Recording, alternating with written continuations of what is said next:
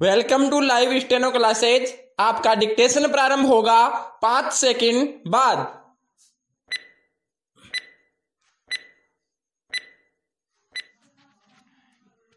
Yes start. मनुष्य जन्म बड़े भाग्य से मिलता है।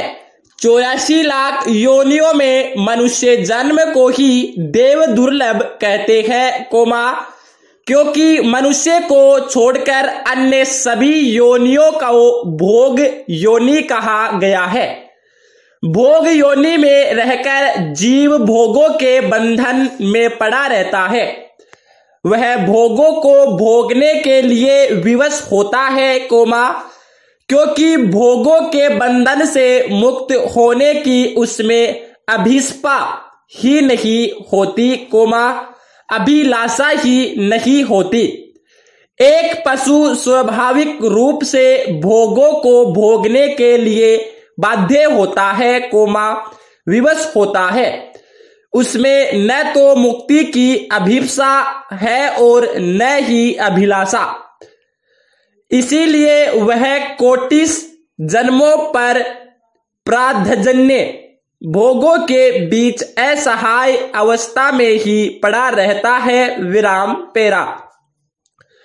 इसमें विपरीत मनुष्य योनि भोग योनि नहीं बल्कि कर्म योनि है। मनुष्य जन्म में कर्म करने की स्वतंत्रता है। मनुष्य जन्म में रहते हुए जीव अपने शुभ व पुण्य कर्मों के द्वारा अपने जीवन को सुखी व सुंदर बना सकता है। साथ ही निष्काम कर्म ज्ञान भक्ति आदि के द्वारा अपनी मुक्ति का मार्ग भी वह प्रशस्त कर सकता है। वह जीवन व मृत्यु के बंधन से हमेशा हमेशा के लिए मुक्त होकर मोक्ष व मुक्ति का अधिकारी हो सकता है। वह सतचित आनंद परमानंद ब्रह्मानंद की स्थिति की प्राप्ति कर सकता है। निसंदेह इस जीवन में ही वह ईश्वर की प्राप्ति भी कर सकता है। वह इस धारा को भी स्वर्ग बना सकता है। विराम पेरा। यह जन्म व्यर्थ में नष्ट करने योग्य नहीं है। यदि इस जन्म में ईश्वर की प्राप्ति न हो सकी तो मनुष्य जन्म की इससे बड़ी हानि भला क्या हो सकती है। Question mark. जीवन के प्रारंभ से ही हमें अपने जीवन के परम लक्ष्यों की ओर अग्रसर होते रहना चाहिए क्योंकि जैसे एक छोटे से बीज से ही एक नन्हा सा पौधा निकलता है और अंततः एक बहुत बड़े वृक्ष का रूप धारण कर लेता है, वैसे ही एक नन्हा सा ध्रुव एक नन्हा सा प्रहलाद एक नन्हा सा शंकर ही ज्ञान कर्म व भक्ति से पोषित होकर पुष्पित व पल्लवित होते हुए अंततः विराट वृक्ष बन जाता है। वह छोटा सा बालक इसी तरह एक दिन विराट महापुरुष महापुरुष बन जाता है तथा मोक्ष मुक्ति व ईश्वर की प्राप्ति कर पाता है और विश्व सुधा को धन्य कर पाता है। जीवन भर विषय भोगों के पीछे भागते भागते अचानक जीवन की संध्या आ ही जाती है तब सचमुच हम चाहकर भी कुछ करने की स्थिति में नहीं होते क्योंकि तब तक हमारी इंद्रियां भोगों के प्रति इतनी परमासक्त अनुरुक्त हो जाती है कि योग और उनमें अनुरक्ति ही नहीं होती प्रवृत्ति ही नहीं होती।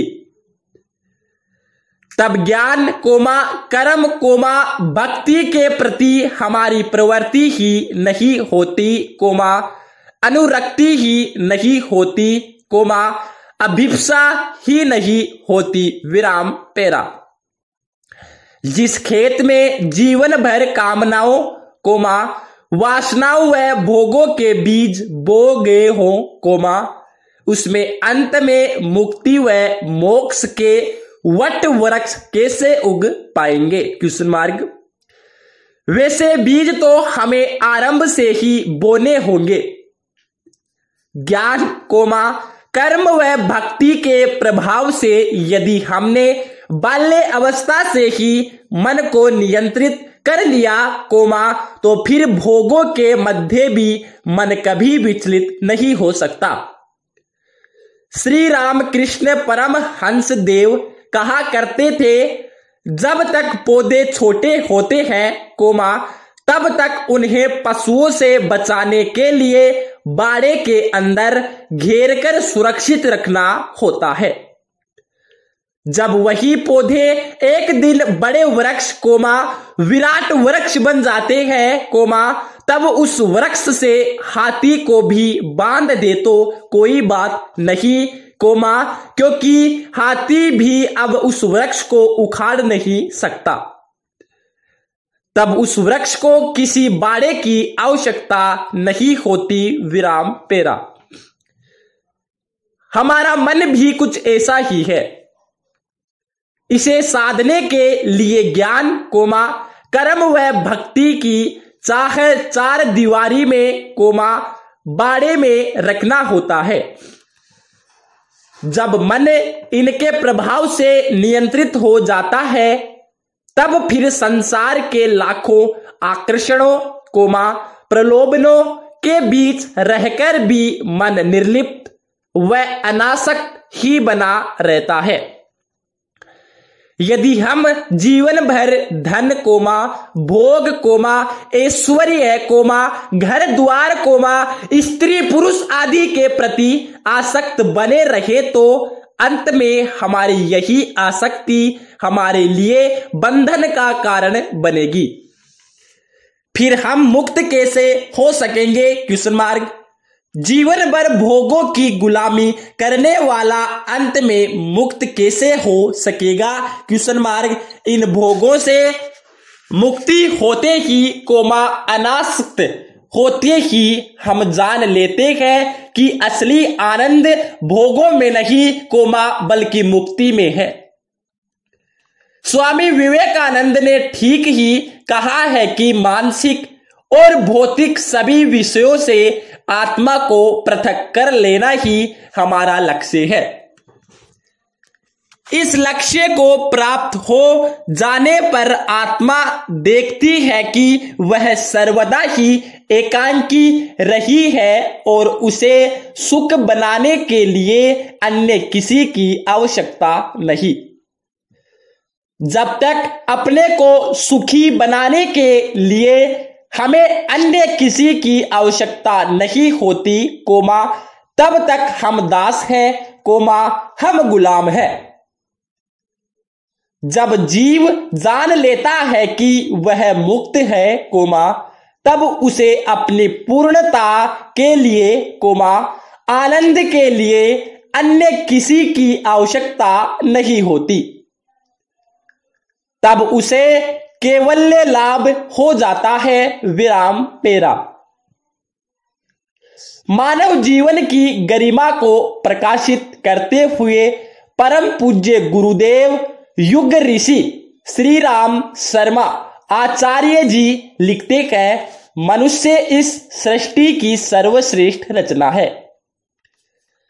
लगता है भगवान ने अपनी सारी कारीगरी को समेटकर इसे बनाया है।